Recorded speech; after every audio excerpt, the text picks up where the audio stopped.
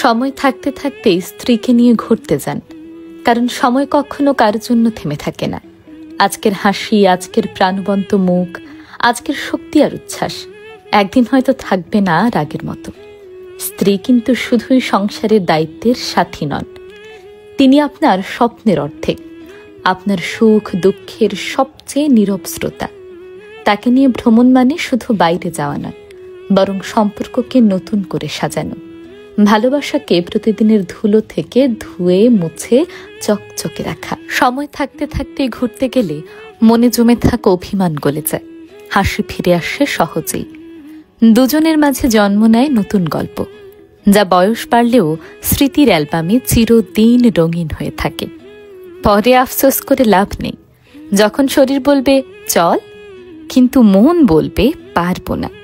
তাই আজই, এখনই স্ত্রীর হাতটা ধরে বেরিয়ে পড়ুন।